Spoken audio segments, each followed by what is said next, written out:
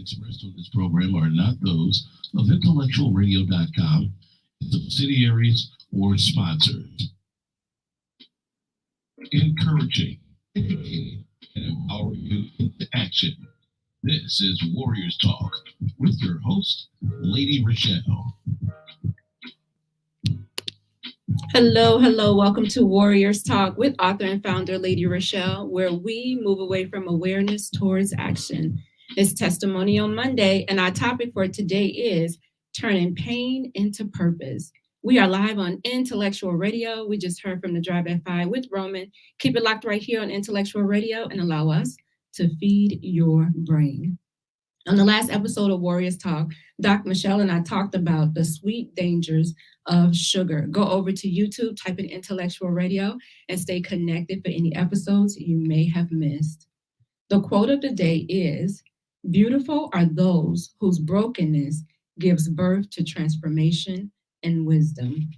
We are so grateful for our sponsor on today. We have Emanuel Church of God in Christ with Pastor Michael Richardson, who has a special message for us. Greetings, I am Pastor Michael Richardson. And I am First Lady Anastasia Richardson from the Emanuel Church of God in Christ. We're located at 3058 West Van Buren in Chicago, Illinois. We are building upon a solid foundation. And we're inviting you to join us every Sunday morning on Facebook Live at Emanuel C.O.G.I.C at 10:15 Central Standard Time. And you can also view our videos on our YouTube channel at Emanuel C.O.G.I.C-MR. Once again, this is Pastor Michael Richardson and First Lady Anastasia Richardson, and we are from the Emanuel Church of God in Christ. We are building upon a solid foundation. Here are your trending topics for today. Charges could be upgraded in the Chicago Navy Pier drowning. Prosecutors said the child's aunt charges could be upgraded following his death. The Chicago Police Department said today that it's up to the state's attorney's office if they are going to upgrade the charges. Allegedly, the boy was pushed in Lake Michigan and died. The Chicago Police Department said the 3-year-old boy, aunt, actually pushed him while they were at Navy Pier on last Monday. Family members said Josiah Brown died on Sunday. Victoria Moreno, she was 34 years old, and she is his aunt, and they said she made no attempts to actually try to rescue him once he was pushed in the water. So the prosecutor said that her charges may be upgraded following his death. Those are your trending topics for today. If you are joining me on any form of social media, like the show, share the show, invite somebody else in on the show so that they may get this valuable information. I have a special guest on today. She is an influencer, motivational speaker, world changer. She is a career nanny, children's book author, and a book coach. This mother of one is passionate about helping cancer warriors, adults, and children by living her life out loud so that others may learn from her journey in hopes that it will allow them to steer their own journey in a positive direction. Welcome to Warriors Talk, Dionne Davis. Hello. Hi, how are you? I'm good. How are you? I am wonderful. Thank you for having me. I'm so excited to be here. You're welcome. I'm excited to jump into this topic, to hear your wisdom on turning pain into purpose. I'm excited about that. So let's just jump right into the conversation. When you hear the phrase turning pain into purpose, what comes to your mind? Whew, my life journey. My life's journey. It's been a roller coaster, really, my life. And I'm just blessed to be here. But I want to start off saying that I am a breast cancer survivor. And my mother died in 2004. And then 2007, I was diagnosed with breast cancer. So I was still dealing with that trauma from my mother leaving me when I got that devastating diagnosis from the doctor, right? I'm a single mom. And I didn't know what to do. I just did not know where to turn or which way to go. So with my faith, my church family, a small handful of family and friends, I got through that journey, you know. So I'll tell you how it happened. I went to the doctor to get a yearly checkup, like all women have to do. And the nurse, she did a breast exam and she felt a small lump in my breast. So she asked me about it. Have I lost weight? Have I gained weight? And I said probably both within the last year. And she told me not to worry about it. She said, don't worry about it. It's probably just fatty tissues building up in your breast. That happens sometimes when you have weight gain and loss. So I didn't worry about it. And like 3 months went past and the lump started to get bigger, right? And so one day I was in bed, I'm just, snuggling with my fiance, and he felt the lump. And he was like, babe, what is that? And I was like, oh, don't worry about it. I went to the doctor already. They told me it was okay, that I didn't have to worry about that lump. So he encouraged me to go back and get a second opinion about it. And me being myself, I just procrastinated, and maybe 2 more months went by before I actually went back to the doctor and got it checked out. And even when I went then, the doctor asked me while I was there, and I told him that I wanted to get a mammogram. And he's like, you're too young. You're only 27 years old. Why do you want a mammogram?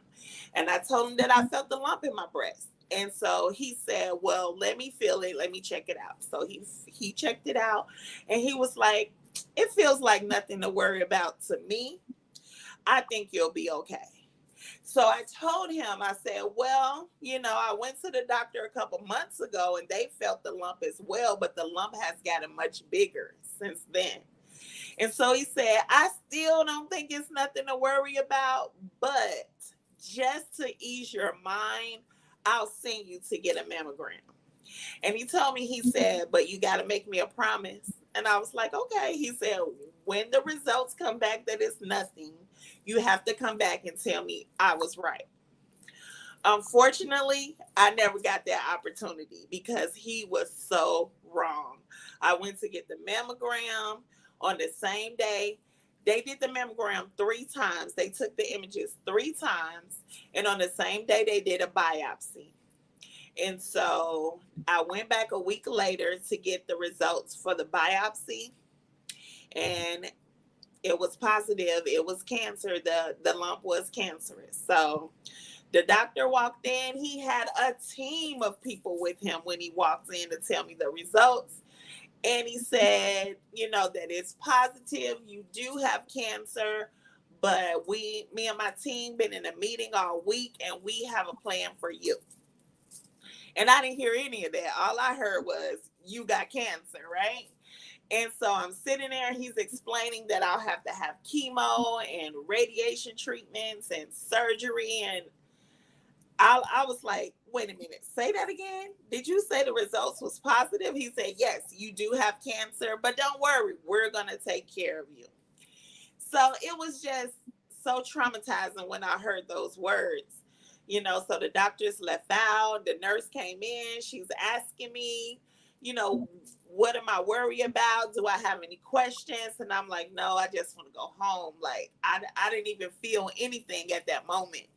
And she just kept on asking me. She was like, well, what is your biggest fear? Just tell me that before you leave. And I said, well, my biggest fear is that I'm a single parent. And, I have a fiance, but we're not married yet. So technically I'm still a single parent. Like, I don't know what's going to happen. And then I just felt all the emotions just rush over me, So, they talked me through that point, but thank God that he surrounded me with the people that I needed in these moments. And that nurse was one of them, because she comforted me. She let me know, she gave me her phone number actually. And she told me if I ever needed anything, I could call her. She was like, you're young, you're going to get through this, you're tough, And so those words stuck with me a lot, through my chemo. Actually, this was like 2 weeks before Christmas. So a week before Christmas, I started my chemo treatments, and when I went to get the treatment, it was a different doctor. He came in, he checked my vital signs, make sure I was okay. And he told me, he said, I want you to enjoy this Christmas because it very well might be your last. And there I was again, just devastated all over again. All the confidence that I had built up to come to that appointment, it was just gone. And like, I didn't know which way to go, where to turn. I didn't know what to do, but I was glad my dad was there by my side. And one of my siblings was there as well for my very first, chemo appointment. And I got through it. It wasn't so bad for that first round, but the second and the third and the fourth, whew, it took a toll on me. And, I was devastated. I'm gonna back a little bit. When I got the results, I went home and I told my fiance, what the results were. And, he couldn't believe it as well. So, he gave me a hug and he embraced me. And I remember it like it was yesterday. And he said to me, you'll be okay. Don't worry. You will get through this. And in my mind, I was like, okay, he mean we will get through this. We. He meant to say we, but he didn't. So it's okay. And so that was on a Wednesday. I'll never forget. That was a Wednesday. And I went to work the next day. I just pushing through. Friday comes. I come home from work and my fiance had his bags packed and at the door. And his explanation to me was that he was not a hospital person and that he could not be at the hospital with me every day. So again, I'm devastated, right? It's just so much, one thing after another. It's like my mom died. I was, living in Chicago at that time. And I was in a relationship with my son's father, and that wasn't a good relationship. It was abusive mentally and physically. So my mom died. I left Chicago to come to Georgia. I got out of that relationship, right? And then I'm thinking that my life is starting over, that I'm starting afresh and anew. I found, a new love, which was what I thought at the time. And then I get the diagnosis of the cancer.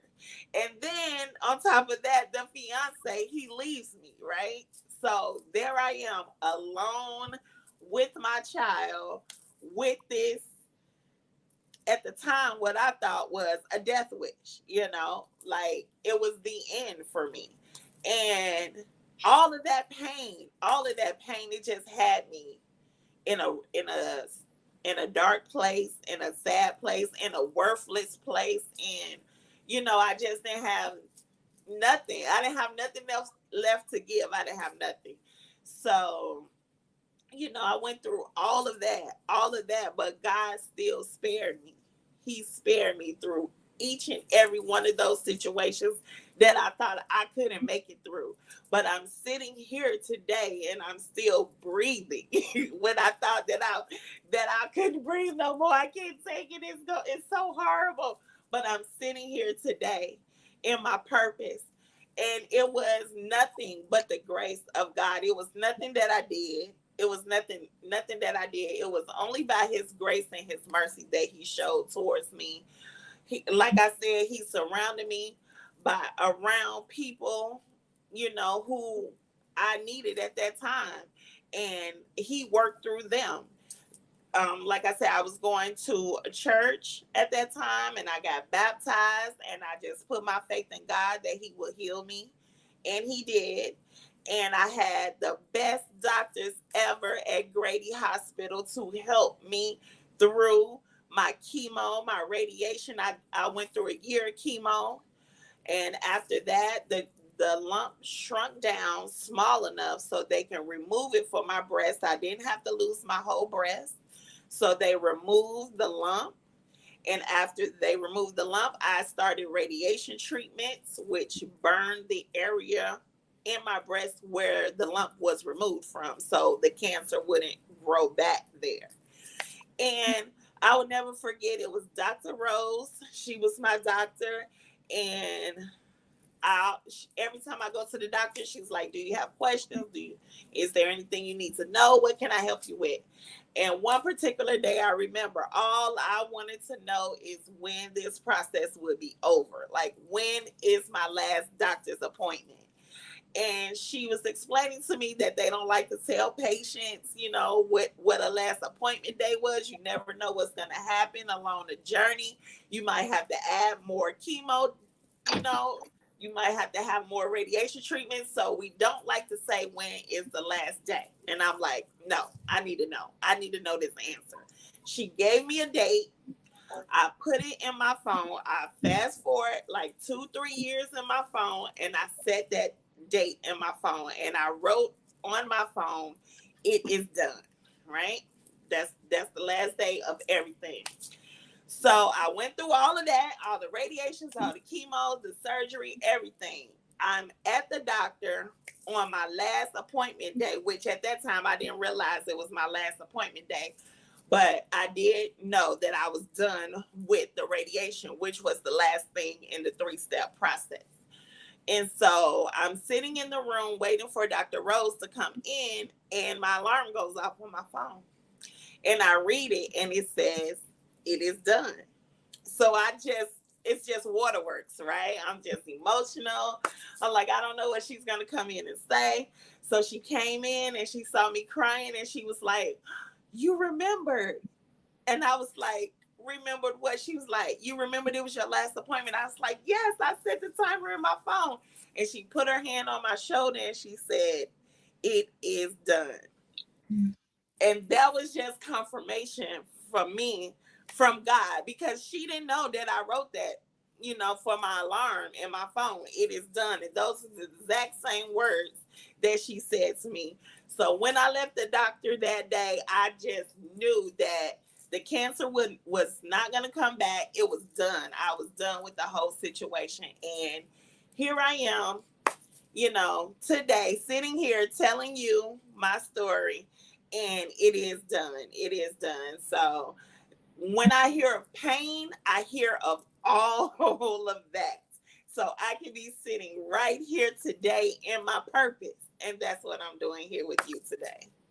I think one of the main things that happens when you go through a cancer diagnosis is that sometimes God remove people from your journey because they're not going to be able to help you. They're either going to have you depressed, doubting yourself, or doubting him and what he's going to do. So sometimes those people have to go. Sometimes it's abruptly, and you question, like, why? What happened? Why couldn't that person be here?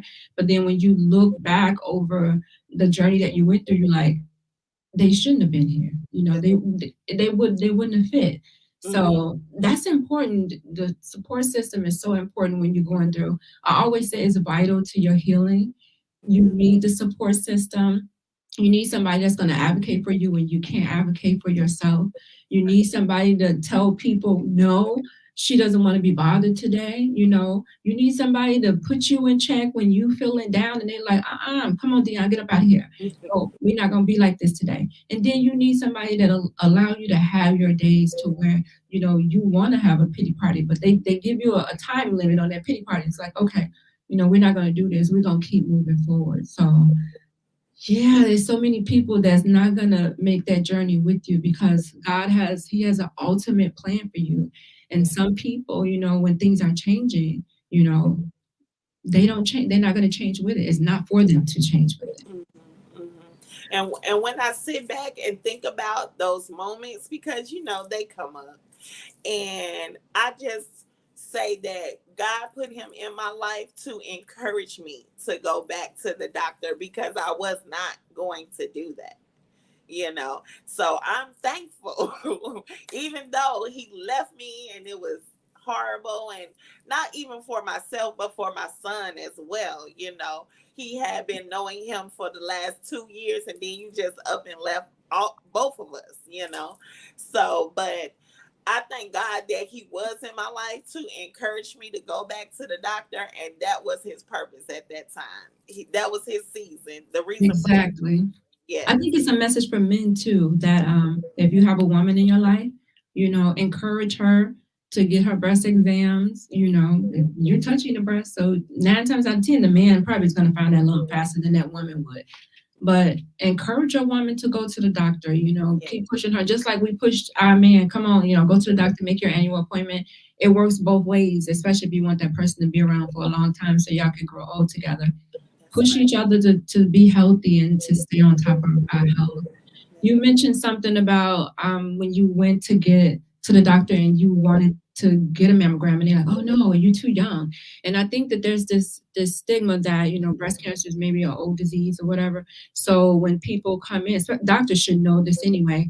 When women come in, and they want to get a mammogram, you almost have to fight the doctors to get a mammogram, especially if you're under 40. They don't want to give it to you. They don't, because a lot of these equipments and the radiation and stuff that they use, they know that it causes cancer, so they don't want to expose you to it too young, right? So they don't want to give it to you. But I wanted to say, some women have dense breasts, so they may not see. If you're getting a regular mammogram and you have dense breasts, it'll show up like gray and white if you have dense breasts, and then on the cancer shows up gray and white. So, and that's for people who have like a lot of fatty tissue in their breast.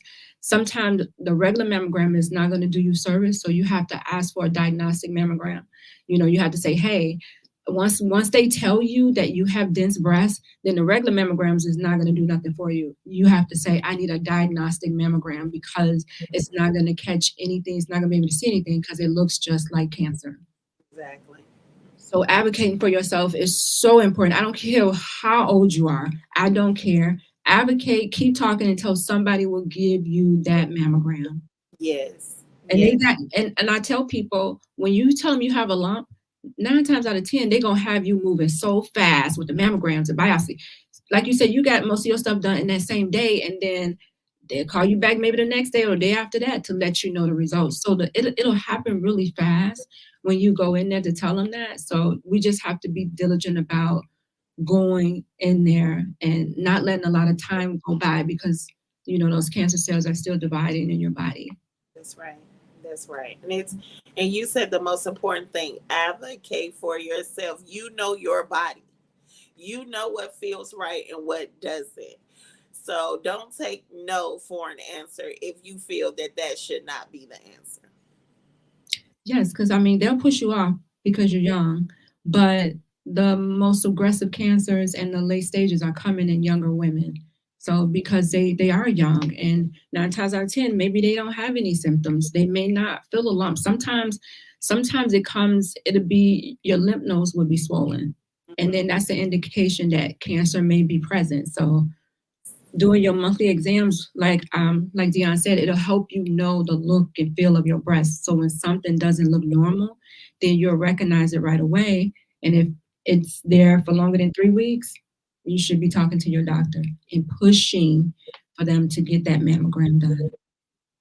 So you did chemo, you did radiation, you did surgery, all while being a single mother by Yes. yourself, Yes. trying to navigate through this horrible disease and still look and act like a mother in front of your child. Yes. And I know for me, for my babies, they range from when I was diagnosed from 18 to 18 months.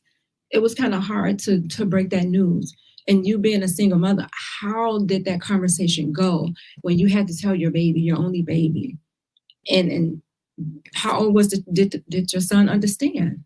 Yes. My son was 7, like I said at the time when I was diagnosed. And I didn't tell him. I hid everything from him. I didn't show him any sickness. I didn't show him any hair loss. I didn't show him anything. I relied on before and after care to take care of him, and school. I got him there as early in the morning as he could be there, and he stayed as late at night as he could stay. And when he left school, he went to the Boys and Girls Club. And the Boys and Girls Club at that time, they was feeding them dinner and helping them with their homework. So those were my saving grace while I was at home, while I was going to chemo treatments and things like that, and just going home and resting and trying to, present my best self for when he come home for that last hour of the day. Cause he a boy, he's gonna want to eat again. So make sure he has something that he can eat and give him a bath and just put him right to bed and just get the strength to get up in the morning and do it all over again. Like I said, God surrounded me with the people that I needed at the time. My best friend at the time, she came over, she cleaned up, she did laundry, she made sure we had meals in the refrigerator that we could just take out and warm up. Like, she was definitely my saving grace. So my dad helped me. He paid my bills for me while I was sick because I couldn't go to work, and it just worked out. Like, I couldn't have planned it at all, the way that things worked out. And I just never expressed to my son what I was going through and what happened to me. I actually didn't have a conversation with him about it until he was in high school. And his response was, one of his cousins had told him, because I think one of my sisters told her son, and he said that his cousin had told him, but he didn't believe him because I didn't look sick. And then he said that, it's kind of funny, he said he thought I was going through a Mary J. Blige stage because I was wearing short wigs all the time.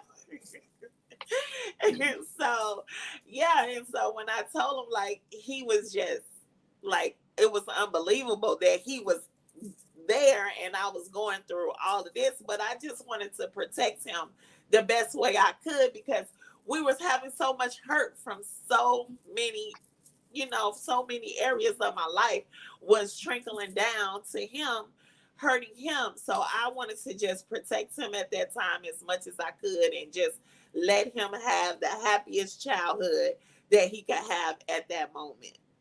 Wow. Sarah said, yes, it's important. I think she's talking about advocating for yourself. And Kenya said, thank you, Lord, for the support system. It's very important. I cannot stress, don't try to go through a cancer diagnosis on your own. No, it's like you committing suicide. Don't do it on your own. You don't have to do it on your own. There's so many people out here. Now, I will say be selective with the people that you put around you to, go through this journey with you, but don't go through it by yourself. You don't have to go through it by yourself. There's so many people out here, so many people that love you. And sometimes it may not even be blood. It may be somebody outside that'll step right in and do everything for you like your best friend did. Exactly. So you don't want to do this by yourself. Not at all. Not at all. If I could do it all over again, I definitely would have made some better decisions. And one of them would have been, communicating with my son in a better way than I did. So that's why I, created a book. Kenya says sometimes you don't have a choice. Sometimes you don't have a choice but to, I guess, go at it alone. Some people, because they'll give you their opinions, they'll say little things, and you may come out the house one day and just be on a high, right? Got your wig on, thinking you're looking cute, you done drew your eyebrows on, and you go out and somebody say something to you, and it just, your spirit go all the way back down. You're like, man, and it's like you want to go in the house and go get under the covers and don't come back out. So you need some people to pull those covers off and you say, hey, no, we're going to get up, forget what they said, and, I got you. Yeah. So, yeah. And sometimes, family members, they're the worst ones, because I remember comments like, you can't push through. I'm pushing through. What do you mean? You see me? I'm pushing through. And, cancer is not something that really you can physically see. You know what I'm saying? It's something that's on the inside of you. And like I said, only you know how you feel. So just because I look one way doesn't mean I feel that way, That's true. Yeah. I think we mask it a lot because we don't want to be a bother. We don't want people to pity us. So we kind of mask it, even though our insides, Part of it is decaying from the toxins that's being put in our body. So it's a lot. So you want to try to look and operate as normal as possible. And it could be exhausting though. It could really be exhausting trying to keep that up. So you need some people that you can be around to be like, all right, take this wig off, erase these eyebrows off my eyes, and I'm about to just sit here and, just be me. And I say it all the time. It was double exhausting for me trying to hide it, from my child and go through it at the same time, So it was. I understand what you mean fully. It's exhausting. It is. Kenya says that she's had a few women contact her and they're actually going through the process alone. They don't have anyone. Ooh, I don't. Call another survivor. You don't have to go through it alone. Get in a support group. There's so many support groups out here. You don't have, they'll go to the doctor with you. They'll go to your appointments with you. You do not have to do this alone. Don't. Anna says sometimes you have to lift yourself up. You got to do everything, muster up every little strength that you have to try to, psych yourself up for the day just to get out there. Because, you got to speak the darndest things. Now, I know a lot of us had this why me moment, and some of us had a why not me moment. Did you ever experience that going through, this horrific ordeal? Oh, yes. Oh, yes. I just recently got to my why not me moments, right? Because all those years, like 10 years, it was like, why? Why? What did I do? What did I do to deserve this? What have I done to deserve all this pain? I don't have my mother, I don't, and I'm the spoiled brat of the family, okay? I'm the baby of the family, and my mother spoiled me, and when she left this earth, I was lost. I really was, and I'm like, not only, it was just so much that I was going through, and I'm just like, why? I was ashamed. I was embarrassed. I just felt lost. I really did. Did you ever feel like cancer stole your sexy? Yes, definitely that. Definitely. It's like every time, you meet somebody, you got a disclaimer in the back of your mind. You got to say the disclaimer before it goes too far. And, and that's a whole nother issue that you have to deal with, right? And, so luckily I had a lot of extra tissues, so with the like with my clothes on and everything, you really can't tell until you get to those intimate moments of life. And so I mean like I said, it was embarrassing, and you don't want to open that part of you up anymore, to anybody. And so it's just a lot of emotional things that you have to go through, and people do not understand if they haven't been through it. And there's nothing that they can say to comfort you, because you're the one who have to go through it. Exactly. Yes, a lot of why me.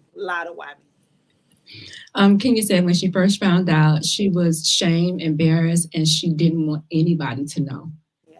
And I don't know why there's a shame that comes with it, because it's not like, you did anything to cause a cancer diagnosis. I could see if it was maybe like lung cancer and you were smoking, the doctor told you stop smoking, but if it was something that's not in our control, why do we feel like that? Why are we made to feel like, oh, I feel ashamed, I don't want anybody to know? Because, like you said, people say the darndest thing, they look at you with pity, and oh, push through. Like you said, push through. You can get through this, because they don't see the inside of what's going on. They just see how you put yourself together.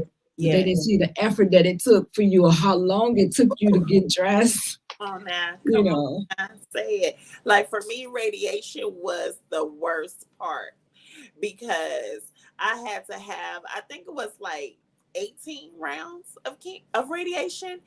And what it did was gave me a really bad, like sunburn is what they compared it to, but it melted my skin off. It was just meat. It was no skin there, So it was like under my arm and my breast, just no skin.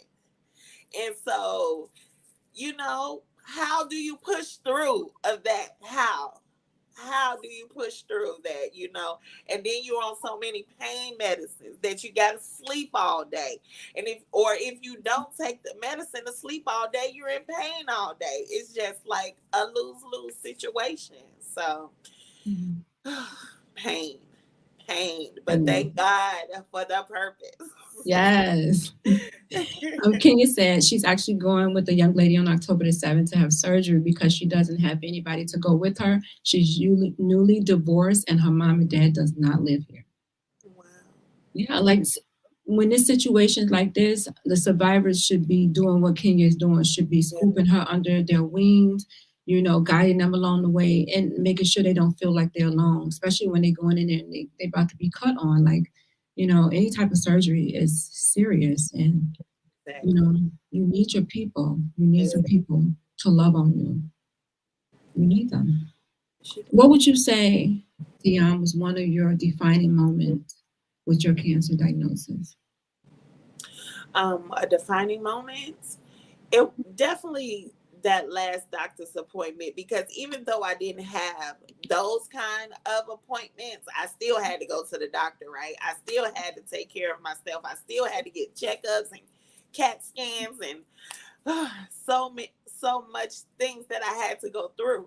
And so I still had to go back to that oncology department of the hospital and to see people there in the same situation that I once was when I was first there.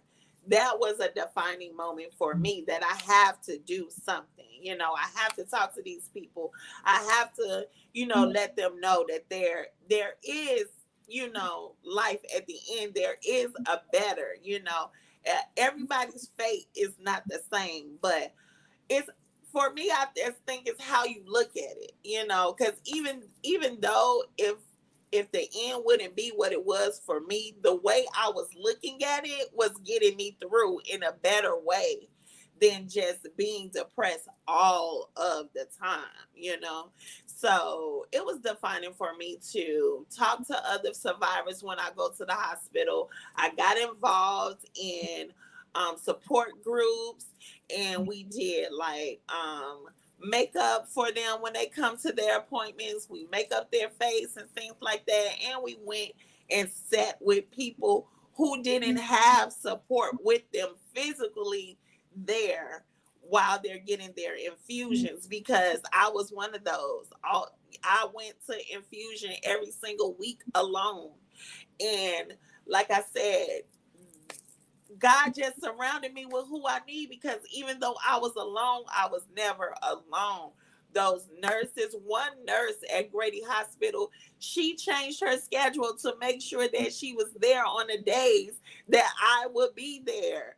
Like, why did she do that? I don't know, but I was grateful that she did. So I definitely wanted to give back in that way that somebody just opened up and gave to me, Yes. Kenya said, I just want to touch back on the swelling part. For me, they removed lymph nodes and I have a lot of swelling under her arm. And now I found out it's because of lymphedema. Here's my part. They know if they take lymph nodes out, they know that it's a possibility that you can get lymphedema. So I don't know why they don't have the conversation with us to say, hey, you may need to go see somebody in a couple of months or whatever to talk about lymphedema, because it's a possibility that it could happen. But, I don't know, they don't come forth with that information until it's actually happening to you and you trying to figure out what's going on. But they know that it's going to happen 9 times out of 10 if they took those lymph nodes out. So I'm hoping that you, if it is swelling, that they had you to go get fitted for a sleeve, because that sleeve is going to help keep that swelling down. And I don't know, for some reason, we have to find out from other survivors about different things that you can use or that you go through, because their job is just to treat that cancer and then that's it. They, all the other stuff you find out later. Yeah. You find it manageable. Didi, what do you think about the importance of people that look like us when you're going through a cancer diagnosis? Whew, people that look like us. We have so many obstacles to go over just to get the correct diagnosis, right? And so, definitely advocating for yourself, definitely taking care of yourself. It matters what you put in your body. And I learned that many years after I went through my bout with cancer. But it does matter what you eat. We have to be aware of what's in our food. It's hard. We got to learn all these big words. We got to learn what everything means, but it could save your life. It could save your life. Drink water. I just want to say it. Drink water. Let go of those red dyes and those, orange dyes and green dyes. Let it go. Let it go. And I think for me, I was the processed food queen because I hate to cook. I do not like to cook. So if it was fast and easy, that's what we were having. That's what we were eating. But you have to get out of your own way. You know what I'm saying? And you just have to want better and do better. Because once you know better, you got to do better. Like once you find out what's really the problem is, you got to do better. So I think food is a big one for us, for people who look like us. We need to learn what we're eating, exercise, even if it's like 30 minutes a day, go for a walk, exercise. I'm preaching to myself right now because I am busy. I don't have a lot of time in my schedule, but you have to find those moments. Like when I go to the store, I will park way in the back so I can walk up. I got to get those extra steps in, any way that you can. So for me, I think the biggest thing is learning what we need to learn about your food and exercise. I think those are all important, especially to having a good quality of life. So you're absolutely right. Kenya said, yes, she did get to sleep and she's going to start therapy tomorrow. That's awesome. So at least, you being proactive about it. Because, yeah, they're not going to tell you until you bring the issue to them. I had another question about what do you feel about the awareness and prevention part of cancer? Like, how do you feel about that? What role does that play in your advocacy right now? Yeah. I just feel like they don't do enough. They don't do it enough. It's a money issue. And the more money they can make off us not knowing what we need to do, that's what they're going to do. So that's why I'm like, when I was diagnosed, they gave me the choice of getting the lump removed. But in my head, I'm like, no, I want to get the whole breast removed. I don't need breasts, right? I don't need it because it's threatening to my life. I want my life more than I want breasts. But I learned, somebody told me to read up on it. Don't just, jump into it without knowing. Do your research. Learn why you have that option.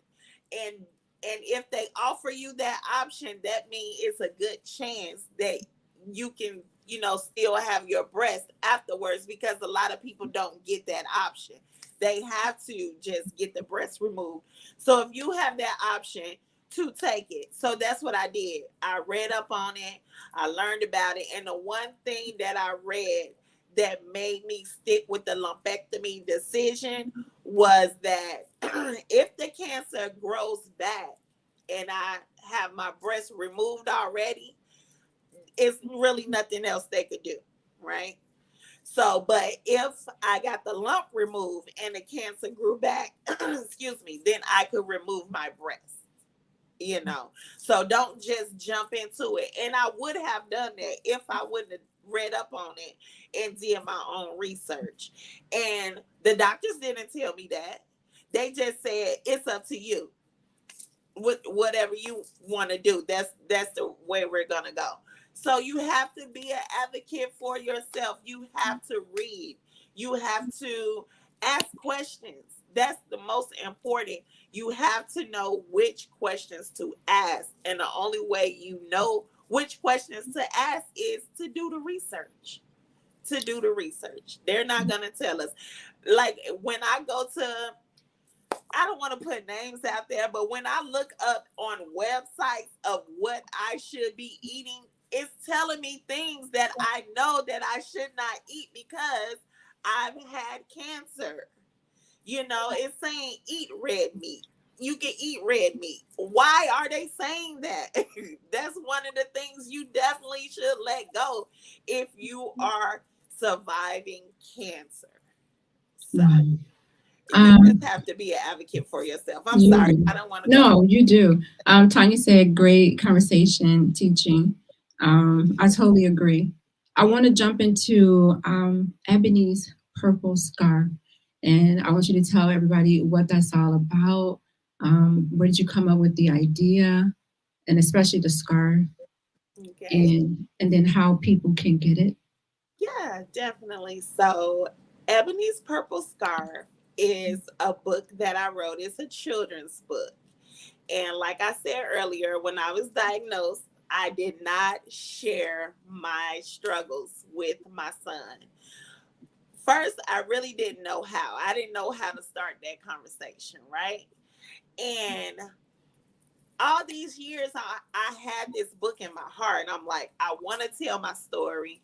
I want to share, you know, I want to turn it around on why I didn't have that conversation with my son because I didn't know how. So I created a tool for survivors to use to open up conversations with children about cancer and the side effects that they have on your body.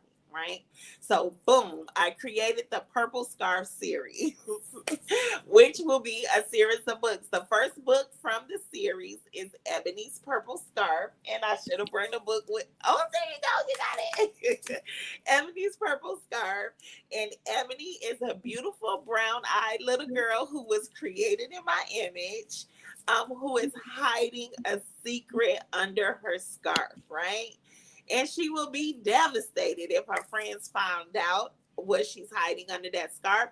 But she is dealing with cancer. She is going through her cancer situation. And just like me, I was hiding, I was hiding under I was using a wig, but under that scarf, she's hiding. And one day an incident happens at school and her scarf comes off. And all of her friends know that she doesn't have hair now. So some of them laugh at her, they point at her, they stare at her, and she just doesn't know, how to take it. So her teacher pours some affirmations into her, as well as her grandmother does when she gets home.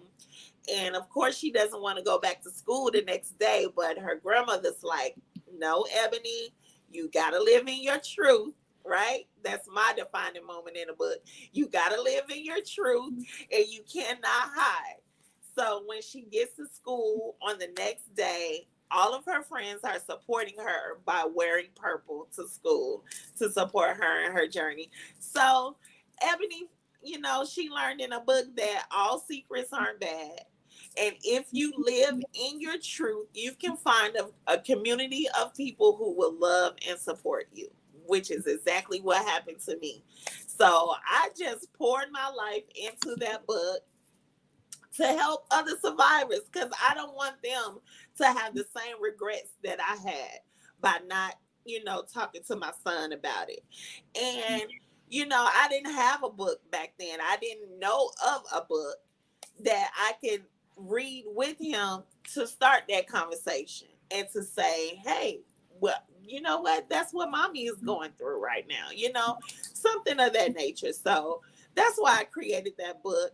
And not only is it for survivors to use, to talk to their children about cancer, but it's also for children with cancer so they can see themselves in a positive light within a book you know, and also for children without cancer, so they can know how to respond to a child who does have cancer, as opposed to laughing and pointing and bullying, which sometimes that happens.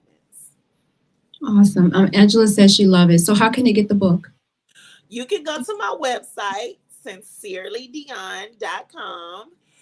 You can order the book there. The book is also on Amazon. It's at Barnes and Nobles, and hopefully it'll be at Target very soon. Yes. Just put that out there. But yes, you can go Yeah. to my website.